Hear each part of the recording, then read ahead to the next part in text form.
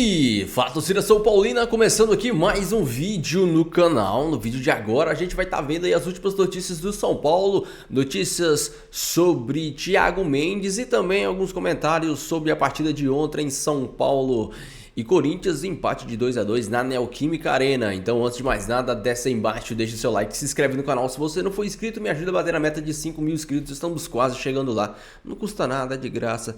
Curte e se inscreve no canal, beleza? A gente vai estar assistindo o vídeo junto aí, vendo tudo que eles vão falar sobre o Thiago Mendes, sobre a partida de ontem, sobre a treta entre Luciano e Carlos Miguel. No final do vídeo eu volto trazendo a minha opinião, os meus comentários e a gente vai comentar muito sobre o tricolor. Créditos, direitos autorais, estou deixando na descrição. Sem mais enrolação, bora pro vídeo. Edu, que o São Paulo, ele segue sem perder desde a chegada do Zubeldia, não é? Isso tem muito valor, apesar de alguns são paulinos terem lamentado o fato de não ter aproveitado ontem essa, entre aspas, aí, fragilidade ou momento ruim do Corinthians, Edu. É isso, Bruno. Tudo bem com você? Boa tarde, Amari, Donk, Breiler e fã de esportes. Olha só, situação do São Paulo. Frase, expressão que saiu da boca dos jogadores ontem após o jogo, do Lucas e do Wellington Rato. Gosto amargo. Foi assim que o São Paulo encarou este empate contra o Corinthians. O São Paulo vê que desperdiçou uma grande chance de vencer pela segunda vez seguida dentro da arena do rival.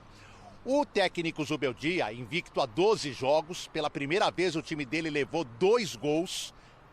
Não usou o termo gosto amargo porque não conhece, mas reclamou muito do fato de ter 2 dias a menos de trabalho. Ele falou, em qualquer outro jogo, tudo bem trabalhar menos dias do que o adversário, mas nos clássicos, contra Corinthians e Palmeiras, eu quero ter o mesmo número de dias de preparação para não chegar em desvantagem. Ele usou aí o fato de ser um jogo especial, de mexer com a torcida e tudo mais. Ele também considerou o resultado negativo para o São Paulo, apontou que o São Paulo deveria ter saído com a vitória.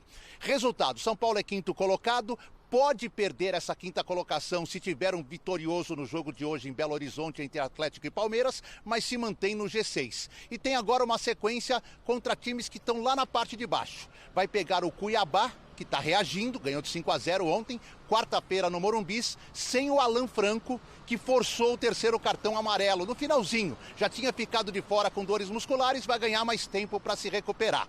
O Arboleda saiu manquitolando, conversei com ele ontem à noite pelo Instagram, ele disse, foram as bolhas, mas vou estar à disposição quarta-feira. Aí o São Paulo pega o Vasco e depois o Criciúma, é essa a sequência.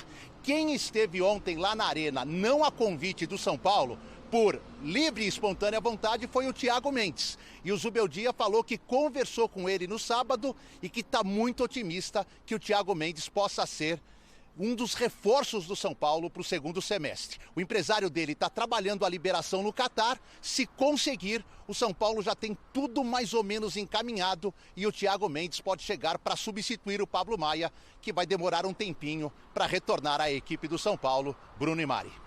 Edu e Lili, muito obrigada, viu, pelas informações, tanto do Corinthians quanto do São Paulo, para a gente debater por aqui.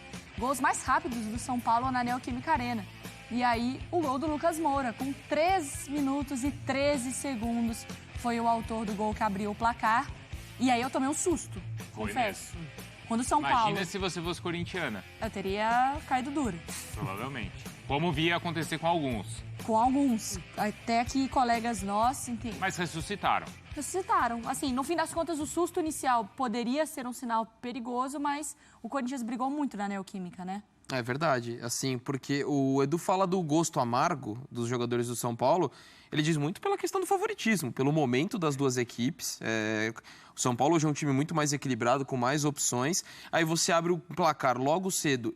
E mais do que o gol, na sequência o São Paulo já teve chance na sequência com o Luciano, o Corinthians um tanto quanto atordoado, mas aí o decorrer da partida me faz ver que o empate foi justo nesse contexto do que aconteceu nos 90 minutos. Mas se você olhar o comecinho do jogo, terminar com 1 a menos, o São Paulo em cima e esse favoritismo, fica de fato um gosto amargo. Mas eu queria destacar muito a entrega do Corinthians. Acho que isso acabou nivelando sem a bola. Foi parecido com o que aconteceu, por exemplo, contra o Fluminense. Um Corinthians às vezes nem tão criativo e ontem estava sem o Garro, tem que ser destacado isso.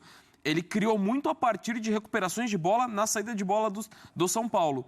Então, ainda que o Corinthians não tenha sido tão envolvente, mas teve esse mérito de forçar o erro da defesa do São Paulo. Como foi no lance do Yuri ali com o Luciano? Exato, No segundo gol, foi né? muito inteligente o Yuri Alberto para fazer o lance. E ainda que o São Paulo, tecnicamente, a gente viu que o São Paulo teve mais grandes chances, mas o Corinthians compensou muito na base dessa vontade, com todos os problemas que teve de desfalque na zaga, mais uma vez com o zagueiro expulso, que a gente já falou que teve problema, mas do lado do São Paulo com um time mais criativo. Queria destacar muito do lado do São Paulo, que é um clássico que a gente fala dos gols do Coronado, do Mosquito, do Lucas, mas para mim o Igor Vinícius fez uma partidaça. Controlou o Wesley não conseguiu fazer nada para cima dele e ainda foi muito importante no lance do segundo gol e outras escapadas. Para mim, um dos melhores em campo ontem. Olha aí a jogada. Vai bem, conta com o desvio infeliz do Kaká, mais um gol contra também do Corinthians. Mas o São Paulo conseguiu jogar por ali justamente pelo fato do Lucas ter aprimorado essa movimentação. Ele sai mais da direita para o centro. E o Lucas jogando centralizado é um trunfo do São Paulo. Ele precisa atuar mais por ali. O primeiro gol sai dessa forma. A jogada do segundo passa pelos pés dele, saindo da direita para o centro. Então é algo para o Zubeldia aprimorar. Cada vez mais o Lucas não tem problema sair da direita, mas precisa participar mais desse jogo associativo pelo meio.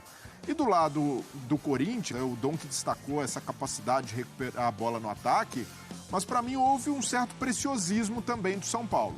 Uma passividade ali no lance do primeiro gol, o Wesley carrega a bola, corta para lá e para cá e não chega ninguém para fazer uma falta ou para forçar um erro do Wesley. E no segundo, o Luciano para mim dá uma... exagera demais nessa coisa da provocação. O gol ali sai dele perdendo a posse de bola também, né? Pois é, Mari. E no lance antes do escanteio, ele dá uma provocada ali, inflama a torcida. Já tinha acontecido aquele entreveiro com o Carlos Miguel.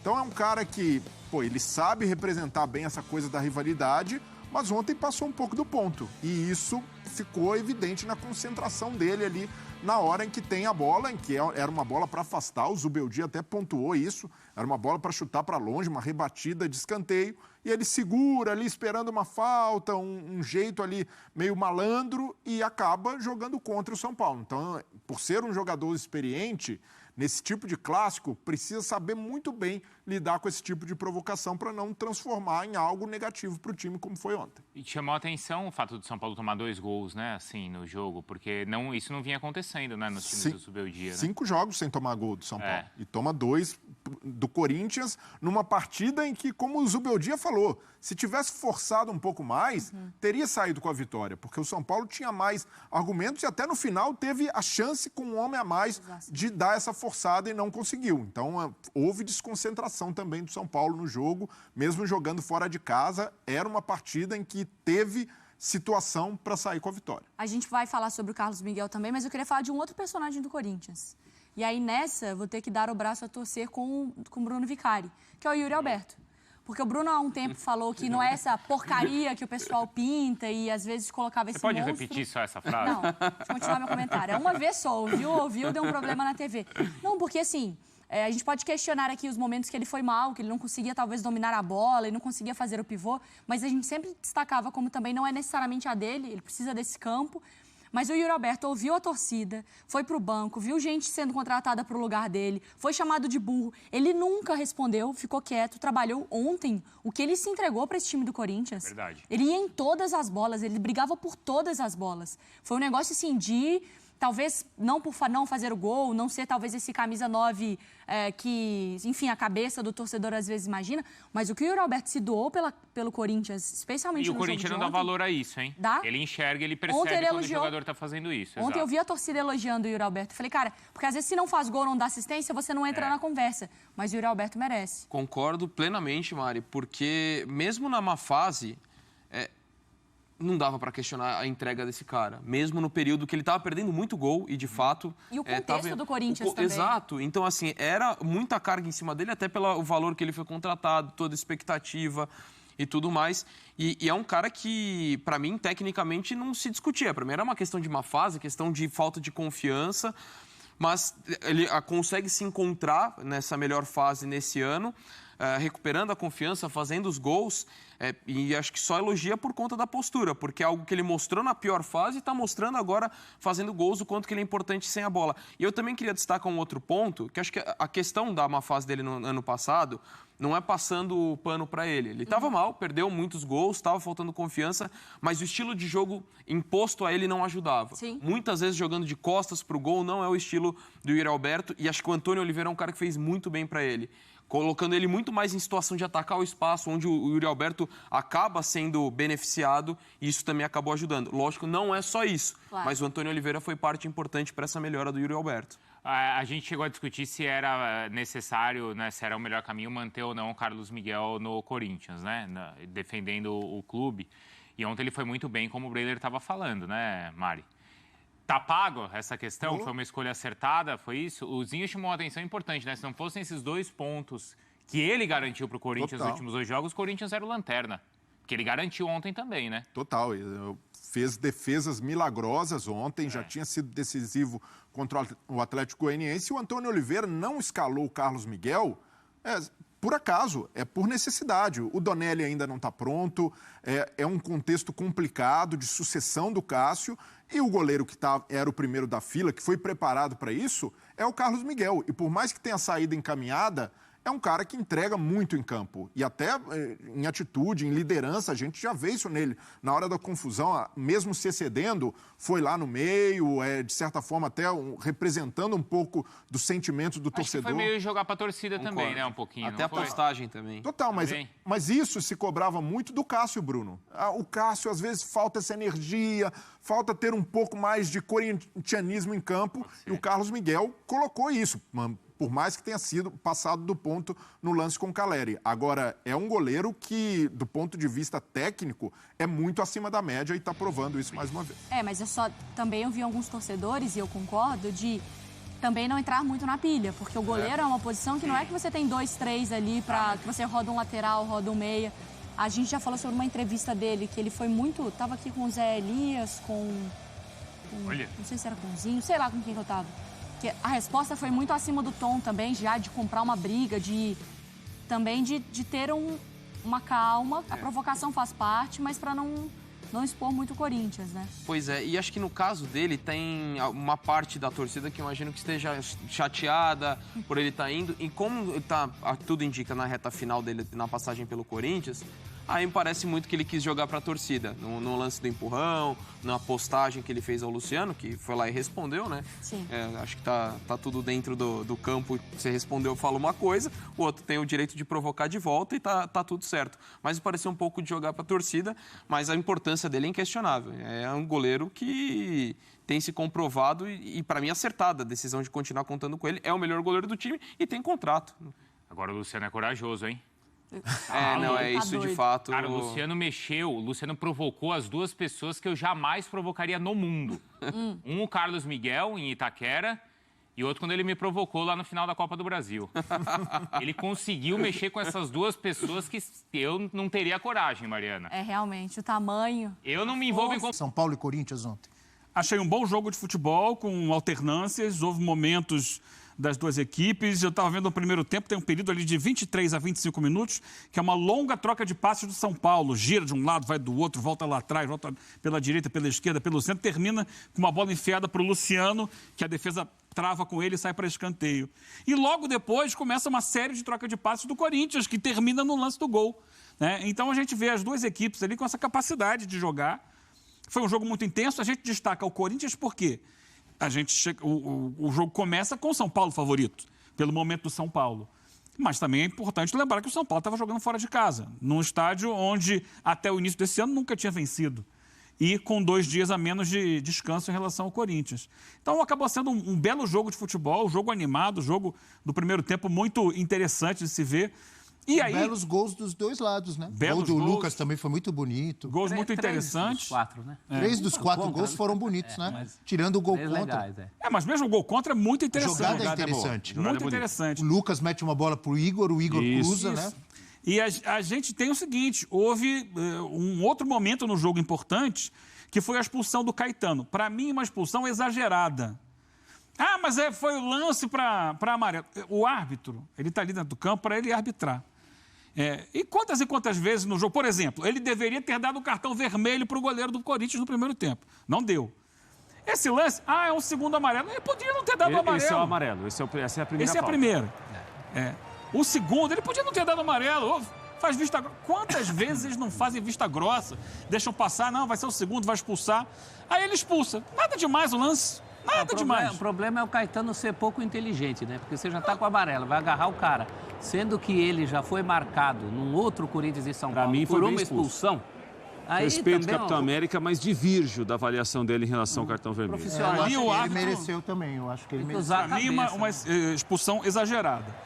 E aí, a partir daí, o São Paulo deveria ter tido mais fôlego para ganhar o jogo. O Corinthians passa apenas a administrar a partida e consegue. Morre no 2-2. Tinha bastante jogo ainda. Tinha mais de 15 minutos. E o Corinthians consegue segurar, mesmo tendo que recorrer a jogadores pouco usados normalmente, né? Começa a entrar Matheus Araújo, né? O João Pedro na zaga. João Pedro pra e suprir, tal. né, a ausência jogadores que normalmente não são usados. João Pedro choca. Um contrato renovado. Professor, se já temos Eugênio Leal de pé aqui no nossa tela, nosso touch, isso quer dizer o quê? Isso quer dizer que tem olho leal. É isso. O que é que só você viu, como diria o grande Silvio Luiz? Diga lá, Eugênio. Ô, Eugênio Leal. O que temos de especial? O que temos de especial no olho leal? Essa foi boa. 3 gols aqui eu separei, porque a gente, quando vem pro olho leal aqui, é para mostrar mais a jogada do que exatamente a finalização dela. Embora, óbvio, a finalização seja muito importante. Primeiro gol do jogo, o gol do São Paulo. Essa bola sai aqui do Luiz Gustavo pro Lucas. Veja bem, o Lucas, a posição inicial dele no jogo é pela direita. Mas quando ele sai da direita para o meio, ele atrai, num primeiro momento, a marcação do Hugo, lateral esquerdo do Corinthians. Correto. Só que a gente vai ver que, quando ele dá o giro, o Hugo volta para a lateral e entrega a marcação do Lucas para alguém que esteja no meio de campo. Esse primeiro alguém é o Ranieri, que está ali perto. Só que ele vai girar muito rápido. E ele vai fazer essa bola chegar para o Caleri. Muito interessante essa movimentação que só o Lucas consegue fazer no time do São Paulo. Ele muda, ele confunde a marcação. Olha como ele inverte, dá a bola no Caleri e corre. O Caleri ganha no corpo do Caetano. Isso é importante destacar. O Caetano, o Caleri, eu gosto de usar a expressão, sempre que o Tevez usou no Boca, quando ele foi eleito o melhor jogador do campeonato, ele falou assim, eu fui o melhor, mas o Caleri fez todo o jogo sujo para mim. O jogo sujo, no bom sentido, é isso aqui, é aguentar a pressão e limpar a jogada. Ele limpa a jogada. Perceba que quando ele gira... Tradicional pivô? O pivô. Né? Mas é um pivô. E o Caetano foi, assim, é difícil, muito difícil marcar o Caleri. Sim. Ele usa muito bem o corpo. E o Caetano não foi bem na jogada, né? O Caetano não foi bem. Ele tenta um bote errado, o Caleri consegue proteger com o corpo. E aí o detalhe é que o erro é coletivo, porque quando o Caleri gira essa bola, você sabe que ele não vai dar sequência no lance. E você tem o Lucas correndo, ocupando esse espaço. Enquanto o Lucas corre para ocupar o espaço, está todo mundo preocupado em marcar o Caleri, que tem a bola.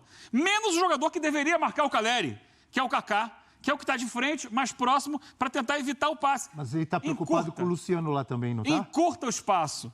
E aí, quando o Caleri gira, percebe que vai todo mundo para cima do Caleri e no meio passa correndo sozinho, o Luciano está na direita, o Lucas para receber esse passe. E quando o Kaká chega, já chega atrasado, ele não consegue evitar o chute e o gol do São Paulo. Consegue voltar um pouquinho? Claro.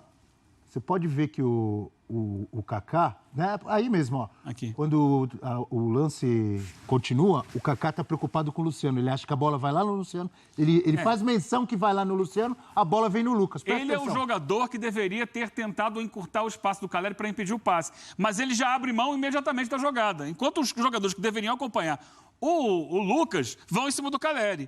Aí é uma questão de tomada de decisão, tá? Do momento ali, de como cada um percebe muito rápido o jogo. O lance, né? O Moscardo, quando olha, o Lucas já está na entrada da área para fazer o gol. Porque jogada, é muito mérito do Lucas, né? É o Lucas nessa jogada. Ele faz o diferente, ele faz o que ninguém espera.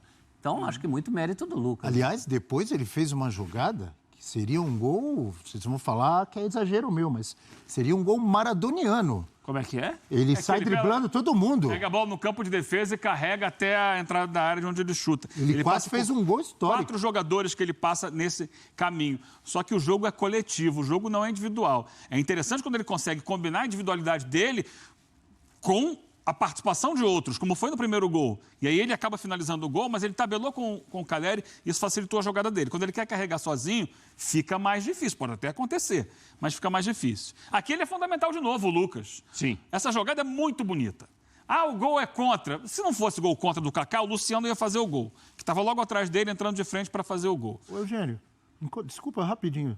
Eu estou vendo aqui, tem uma faixa ali, logo atrás, Eterno Freguês. Tricolor é freguês do Corinthians? Aqueles são os anos que o São Paulo perdeu o título para o Corinthians. Foi. 38, 52, 82, 83, 97, Gosta 2003, disso, hein? 2019. Há um certo exagero em relação a 1952, que foi ponto corrido, mas tudo bem, o vice foi o São Paulo. Continue, Eugênio, que me chamou a atenção essa Eterno Freguês. historiador, São Paulo já ganhou o título do Corinthians também, né? Sim. Mas o Corinthians mais que o do São Paulo, né? Vai lá, Eugênio. Eu tenho falado muito aqui sobre as jogadas de lado de campo do São Paulo, né? Que me encantam. E jogadas tramadas coletivamente, com tabelas, com triangulações. Então, o que o Igor Vinícius faz nessa jogada é sensacional. Não só ele, como o coletivo do São Paulo. Ele recebe e está marcado lá na ponta. E aí é questão do jogador saber se movimentar para dar opção de passe, criar a linha de passe. É o que faz aqui o Alisson. O Alisson, a linha de passe é isso aqui, ó. Quando você tem um espaço entre dois jogadores do mesmo time, sem ninguém no meio. Criou a linha de passe. Ele vai receber essa bola e aí o Igor vai embora, ó. Criou-se outra linha de passe, que aí já é no chamado ponto futuro, né? Ah, o overlap. Lá no ponto futuro, mas é para ele correr aqui. Alisson bem, hein? Bem, Igor Vinícius também. E aí ele vai receber essa bola na ponta e não decide fazer sozinho. Ele toca de novo, porque tinha outra linha de passe aqui dele para o Lucas. E aí o Lucas vai inventar uma linha de passe, porque olha só, quando ele recebe essa bola, tem um jogador ali, aqui não há linha de passe. Ele vai jogar essa bola entre as pernas do Hugo, lá no ponto futuro, para a chegada do Igor Vinícius. Olha como ele faz. Vou até tirar a marcação. Ó. Vai, meu filho. Você chega assim entre as pernas, mas passa ali entre o jogador. E lá no final, a finalização do Kaká se antecipando de forma um pouco precipitada, mas fazendo um gol, evitando que o Luciano chegue na bola, acabou colocando ela para dentro. Posso fazer uma pergunta para o amigo Rafael Prats? Não, mas o quadro é do Eugênio Leal agora, Abel. Mas o Eugênio... Pode fazer que teria um outro lance, mas acho que não está aqui, não. Cadê o outro lance? Igor Vinícius lembrou Cafu nessa jogada, Prats? Não. Lembrou o Igor... Calma, Abel. Igor Vinícius fez de novo um jogo muito bom. Essa jogada é muito uma jogada dele, né? De tocar, se apresentar, dar opção. Lembrou o Cafu? Não lembrou ninguém. Você Lembrou tá o Igor confundindo. Vinícius. Lembrou o Igor Vinícius. Já tá ótimo, jogou bem. Tem uma tela... Cadê a outra? Cadê outro gol aí? Falhou. Cadê? Não. Acontece, erro técnico destacar. aqui. Não. Só para colocar o seguinte. Diga lá. O outro gol que eu ia mostrar é uma troca de passes do Corinthians. É isso aí. Uma longa troca de passes do isso Corinthians que vai potencializar a jogada individual do Wesley. O Wesley prende a bola, atrai a marcação de 3 jogadores. Com isso, abre espaço para que 2 outros atletas do Corinthians recebam livres e a bola chega até o Coronado, que se coloca entre a linha de meio campo e a linha de defesa para finalizar. Recebe o passe livre ali e chuta. Então, mostrar que o Corinthians também sabe reter a bola. Não, e foi um gol muito bem trabalhado. Que o Wesley é um jogador importante para segurar. Muito bem trabalhado. E a gente tem aí alguns números, né? Do São Paulo com o Zubeldia desde a estreia do técnico argentino, se puder colocar de volta. Se não puder, não tem problema. Invicto. Diga, professor. Invicto, não perdeu ainda. 8-4-0. Invicto e mostrando o jogo, né? Mostrando bola. Ontem houve quem até criticasse o fato, por exemplo, dele ter demorado para botar o Ferreirinha naqueles 15 minutos para ganhar o jogo. Talvez tenha faltado um pouquinho mais de fome. Mas invicto e consistente, um time bastante consistente. Ontem o São Paulo sabia o que queria do jogo, do começo ao fim. Lembrando que a partir de 26 de junho, hoje é dia 17, é isso? 17. 17, então daqui a 9 dias, todos os programas, todas as atrações que você vê conosco aqui nos canais. O São Paulo que já se prepara para a janela do meio do ano e eu esperava algo do tipo. O São Paulo precisa de um bom volante, principalmente eu acho que o Lucas precisa de um bom volante para ele não ter que ficar... Porque assim, com o nível de atuação do Luciano, obviamente ele vai ser sacado do time. O São Paulo não tem um meia clássico. O Lucas vai jogar por dentro, vai jogar ali como 10, mas ele não vai ser um meia criador de passe, de assistência. Ele vai ser um meia de criar com drible, criar driblando. Mas para isso acontecer, a bola tem que chegar nele dos volantes. O volante tem que dar a bola no Lucas. E o Thiago Mendes é um cara que com experiência de Europa, com a cabeça, tudo que ele adquiriu nesses anos de Europa, cara, é um cara que tem esse passe, que tem essas qualidades na saída de bola, que tem o passe pra frente. Não sei se não se incomoda também, às vezes, os volantes do São Paulo sempre tocando pro lado, sempre tocando pra trás, com aquele medo. O Pablo Maia, ele me irritava tanto, que a bola vem de trás assim, ele completamente sozinho e ele tem um medo de girar o corpo. Quem fazia muito isso bem era o Gabriel Neves. O Gabriel Neves, ele sempre dava o passe pra frente. Às vezes até um passe arriscado, mas ele sempre dava o passe pra frente. Eu gostava muito dele, porém o Gabriel Neves de longe não marca como o Pablo Maia, né? O Pablo Maia é um leão, um cara que corre tá, o tempo todo e briga e toma a bola. Mas às vezes me incomoda o Pablo Maia sempre tá tocando pra trás, sempre tá tocando pro lado. Ele não tem aquele, ele não arrisca aquele passe, sabe? Que o Gabriel Neves arriscava, por exemplo. E o Thiago Mendes é esse cara que tem o passe arriscado, que tem o passe para frente, que não tem medo de girar o corpo para dar início para a jogada, que não vai ficar só tocando para trás e tocando para o lado. Então assim, a gente ainda precisa de um volante. Para mim, nós ainda precisamos de um meia mesmo, para quando tiver que poupar o Lucas, a gente não ser obrigado a ver o Luciano atuando de 10, né? As laterais do São Paulo também são problemas, mas o Alexandro deve vir. Eu acho que se ele for vir pro Brasil, se ele não for ficar na Europa, se não aparecer um time bom pra ele, eu acho que sinceramente esses caras que já estão assim com essa idade, eu acho que eles preferem vir para o Brasil e ficar próximo da família, cultura e tal, aproveitar o restante de carreira aqui no Brasil, do que ficar num time de segundo ou terceiro escalão da Europa, né? Com todo respeito. Então, eu acho que deve vir o Wellington, vai com Deus. O cara que pediu 800 mil reais para renovar um jogador que tem uma assistência na temporada. O Wellington, vou falar pertinho do microfone aqui, o Wellington tem uma assistência na temporada. Sabe quantas assistências o Igor Vinícius tem? 4. E se a gente contar que a jogada do gol de ontem foi uma assistência dele, ele tem 5. E sabe o que é mais interessante? O Igor Vinícius tem menos jogos que o Wellington, porque o Igor Vinícius estava machucado.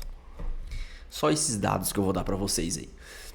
Então assim, quer ir embora, vai com Deus. E seria ótimo ter o Alexandro na lateral esquerda, um cara que já tem rodagem de Europa, que seria bom também até para ajudar no desenvolvimento do Patrick, que é um menino que tem potencial, tem qualidade, mas ainda é um pouco tímido, introvertido e tal, mas pode ser desenvolvido, né?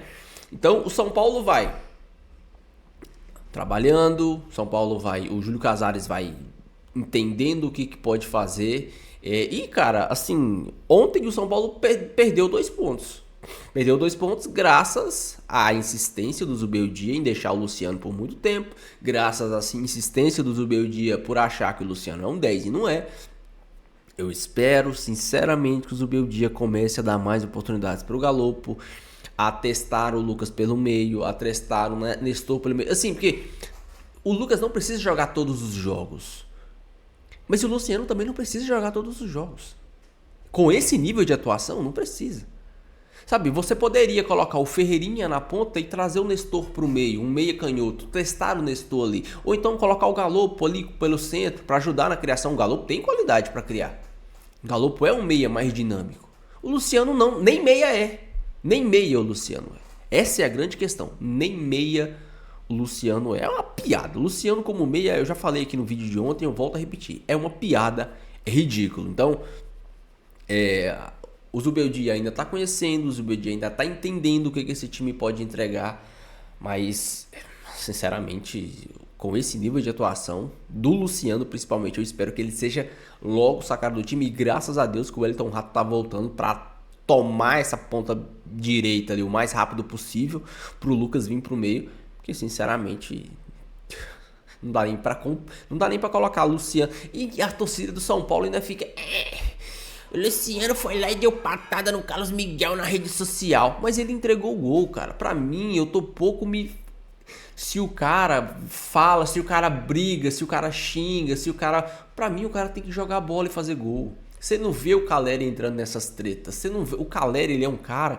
O Calleri, ele é o típico jogador, sabe? Eu não vou falar perfeito, porque é uma palavra forte, mas é o típico jogador que sabe o que faz.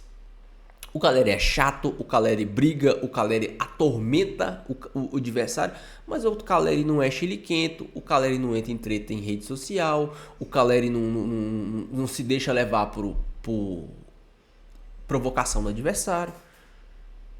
O Luciano é chiliquento e puxa calção, reclama com a arbitragem e vai lá, dá uma de bravão pra cima de um goleiro de 2 metros. E a torcida adora isso. Mas futebol, assistência, gol, que é bom, nada. Mas entrega gol lá atrás. Enfim, suas prioridades. Deixa sua opinião, deixa seu comentário, quero muito saber. Se inscreve no canal, vai ter mais uns 2, 3 vídeos hoje aí de mais notícias do São Paulo, então se inscreve aí. Não esqueça de deixar o seu like e se inscrever no canal, beleza? Fiquem todos com Deus, até o próximo vídeo e valeu.